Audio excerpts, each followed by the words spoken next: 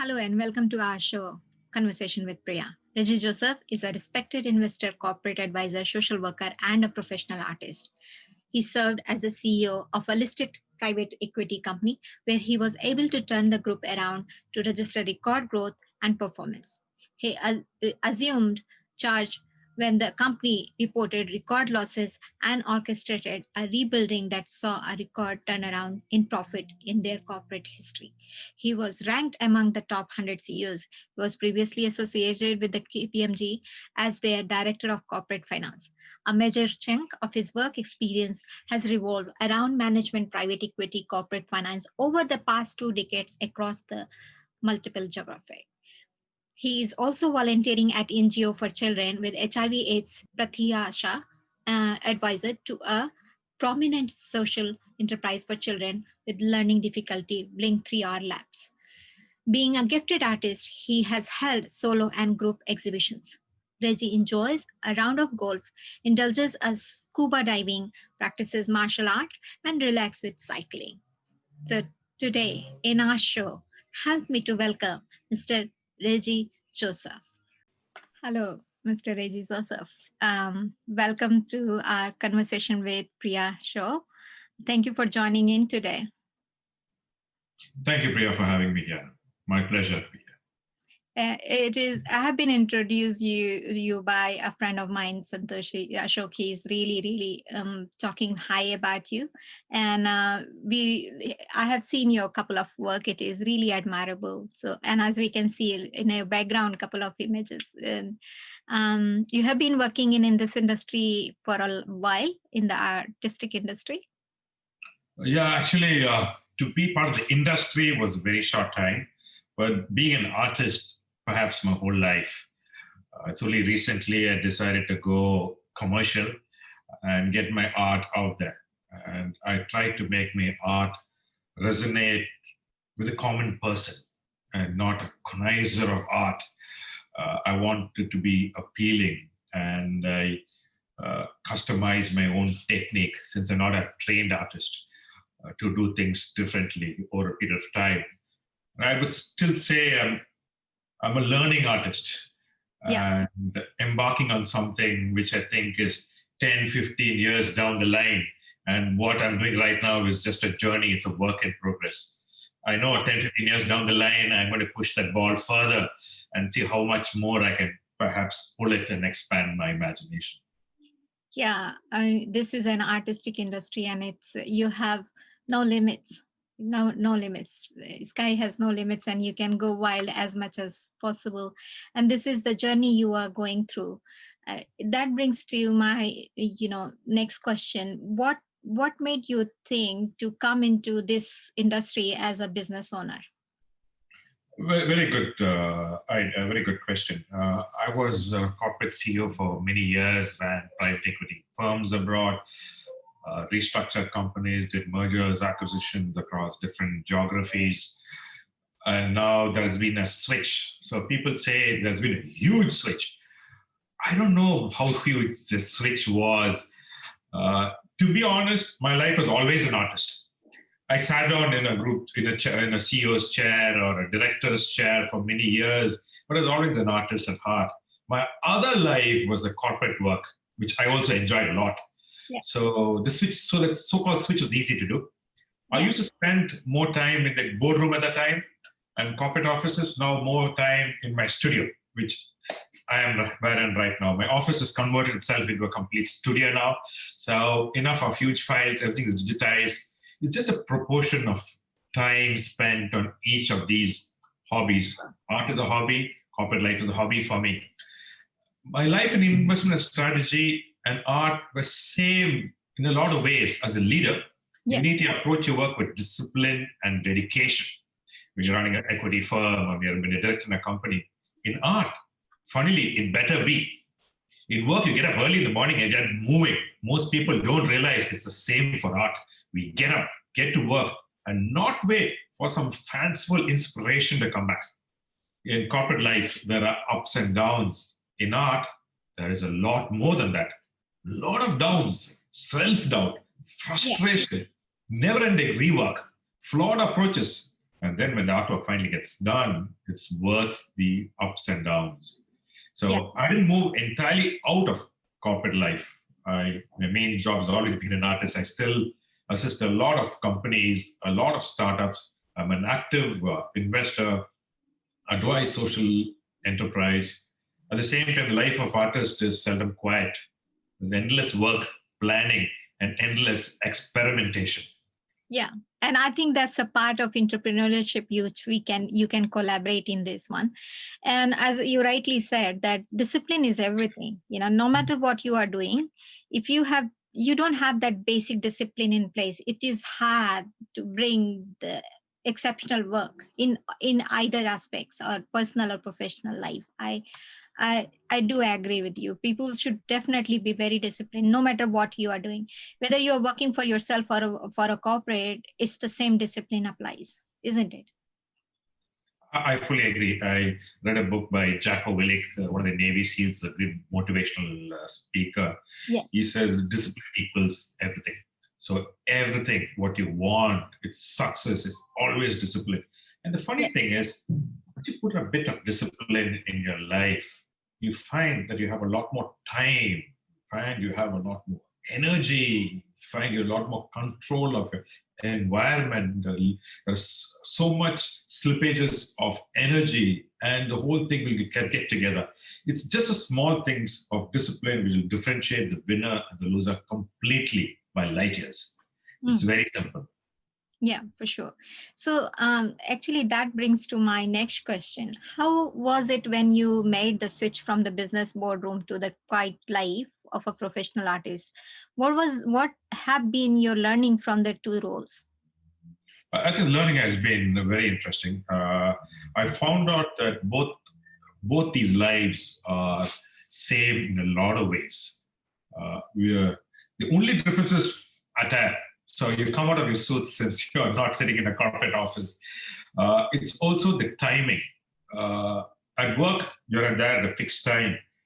In art, not necessarily, but surprisingly, what really dawned on to me a little later is the amount of time you spend on art. Surprisingly, is much more.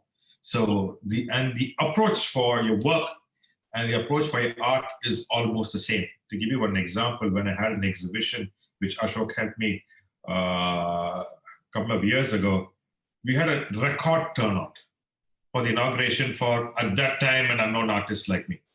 And the press went crazy, the radio stations went crazy. So a friend of mine came and said, this is what happens when an artist is a CEO. He puts all the mechanisms in place. And the gallery I went through, they were all puzzled. They've not seen so much of bustle and hustle ever.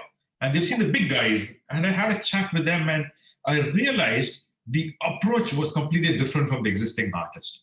Sure. They were trying to showcase their work in a very modest way.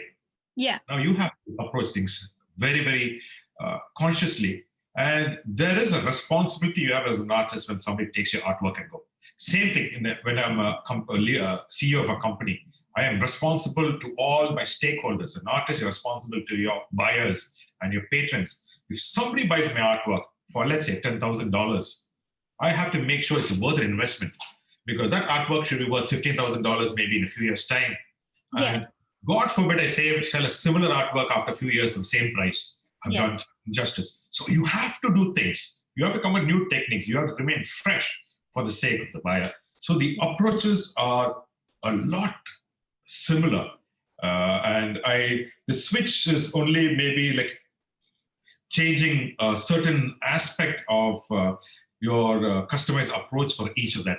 Otherwise, it was a very easy transition. I had the mindset for it, so it became much more easy. Yeah. So in that case, like I always believe that people do not buy your product or service, they buy your value, right? And I think that applies in every area, including artistic area and the entrepreneurship. And life lesson, you cannot ignore. Life lesson is always there. It built in your life and in your daily routine, and it becomes your second nature, isn't it? So that's something you are trying to highlight here, isn't it? Absolutely. When somebody is buying an artwork, they're just not buying an inexpensive canvas with some paint on it. The Yeah. value of that, they're buying a piece of my soul, and I take it very, very, very seriously. Yeah. An artwork might take a few months of work, but actually there's a lot more which goes beyond it. To give you an example, Picasso was sketching something in his in a cafe on a napkin, and he just sketched for about maybe a minute. He crumpled it and he was going to throw it in the dustbin. A lady approached him and said, can I have that? So he said, that's $20,000. And he said, it took you only 5 minutes. He told her, my dear, this took 60 years. He was 60 years that time. And that is so true. The work, what you might see behind me, I've been working on it for maybe 2 months, but the research took more than 6 months on these projects. And the thinking was going on for a long time. Yeah. So it's exactly like what you said. Yeah, for sure. So people definitely buy value. We can't ignore that fact. Regi, you are the highly regarded chartered accountant. Chartered accountancy is a profession which is based on the strong foundation of ethic, trust, and integrity. Are these values facing a crisis in the corporate world today? Yes and no. Carrying business with ethics has been a no-brainer in terms of perception and the premium of market, which assigns to such businesses. Accounting, unfortunately, has been dragged in too often for this problem which we see. Whenever we think of a scandal, it's immediately brought as accounting scandal. And the part of the problem is accounting sometimes is rule-based, sometimes it's principle-based, and I'm not going to advocate which is better than the other. Judgments are being used. People are pressurized. Management is pressurized. Owners are pressurized to show returns. So there are two ways to get it: ethically and unethically. And unethical is when you start moving around the shadows and start cutting corners. And there's been so many examples when they did it deliberately. And from the Enron scandal, WorldCom, Lehman, Bernie, Olympus, these are all solid financial crises. India, we had 1% beverages, we had DHFL. Is it over? No, we're going to see much, much more, and much more sophistication. Has ethical values been eroded?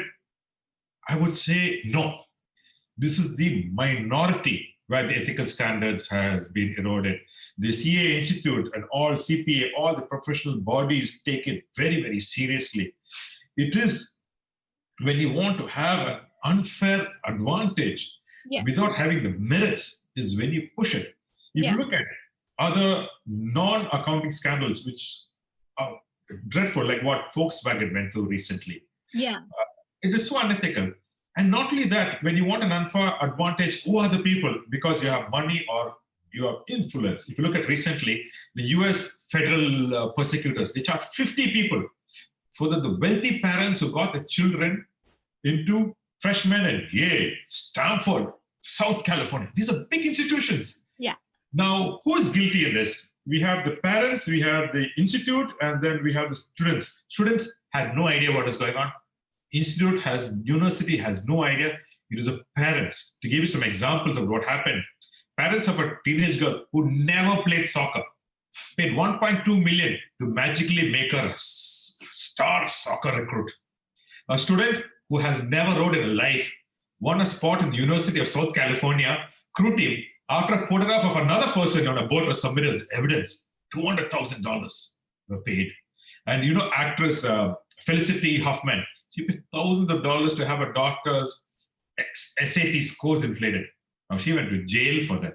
So ethics break down when you want to have this unfair advantage. But I will never say it is restricted to a profession because there is no evidence to show that. For sure. The accounts numbers jugglery provides several avenues. And some of these accountants do use it, although a minority. And the cost of that is huge. And some of the companies don't ever, you know what happened to Enron? One mistake is covered up with another mistake. And if they do not have the checks and balances along, they don't have an environment of risk mitigation, not elimination, then you're likely to see more and more of this in the future. So in that case, like investment consciousness is steadily increasing in our country, particularly among the younger generation. What would be the investment advice to the young professional? Is there a trust deficit, or how it is gonna help them to prospective choices in property, gold, stock, and other shares, for younger generation? I mean. Yes, sometimes there is a huge trust deficit. The regulator, the RBI, the SEBI, we have the Association of Mutual Funds of India working hard to remove that trust deficit. There has been so many uh, investment companies have taken the money of small investors, retirees, packed up with the money, unscrupulous. The government has tightened it sometimes a little too much. That is choking the liquidity at times, making it difficult to operate, but it's done with the right intention. So it is being respected by people. Today also we have the mutual fund, the SEBI coming out with certain regulations to look at different parameters and how they're going to be evaluated, trying to make it more understandable. This is trying to attack the trust deficit. Uh, Severe punishment has gone to people who have violated and completely ruined the market through colorful devices. But my advice on young professionals and youngsters, the millennials who want to invest, the winner in tomorrow's world is not the one who earns more. It's the one who saves more. So even before you think of investing, the first step is to understand the power of small, regular service, the savings. You have to get that savings mentality as part of your DNA. You should not push it down the road and say, oh, I'm going to save when my salary goes to a higher level. It's never going to happen. You have to start. Even if you're going to save $1 today, save it today. But start somewhere and do it regularly so it becomes a habit. The saving levels is a key determinant of investment levels and the safety net for these youngsters. Now, the investment choice could be driven by the level of savings. Now, avoiding leverage is something that is very, very important. These loans, credit cards, and optimizing spend is key. Sometimes leverage can be used only as a good thing. If you use the leverage for a certain asset class, if you use leverage for buying property or shares, now shares not advisable, but you use for property, it's a long-term investment. I mean, to pay off a housing loan is 20 years. For that, it provides a revenue for a fixed saving which goes month on month when you pay those mortgages over years and an asset is being created. So you'll have to match it short-term and long-term. Historically, the returns on various classes of assets tend to change over a period of time. Long-term orientation, liquidity requirements, return consideration will usually determine the choice of asset class you want. Now, given the youth have a long tail of time spent ahead compared to the senior ones, investment should be in a proper portion of the investment classes. So it is advisable to go for long-term in the beginning. Equity is a very good option because over a period of time, it is shown that it will always build value over a period of time. Long-term assets like property. Now they have to design a saving and a spending mechanism to fit the investment parameters.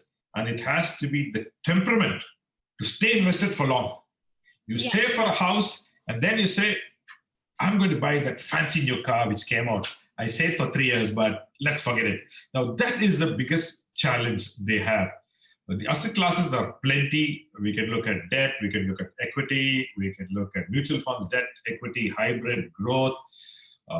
Real estate is, in India, is considered very good. If you go at vanity investment avenues like physical gold, I think you'll be in for a shock. Those are to justify vanity investments. There are so many. If you look at regular savings accounts, they are very good.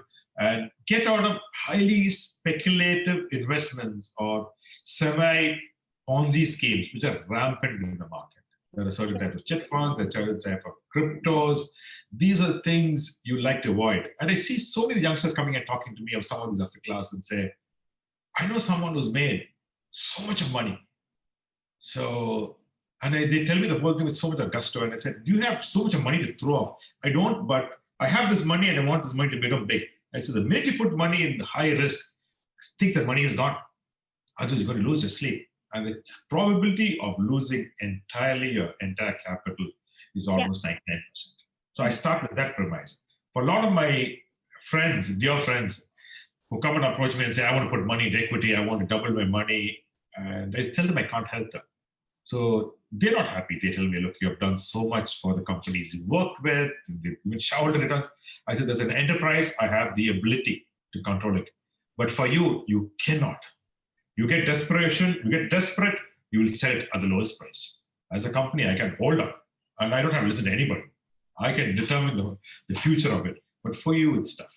So best to go for the youngsters is to go for safe, long tail investments over a period of time. Yeah. And as I always listen, Bob, Proctor, and he always talk about how we should educate the youngsters and the newcomers in the market having some money, how they can actually, finance should be a part of a proper education system, I believe, which is in schools, it's not being taught. It's a practical life skill which has to be taught at the very early stage.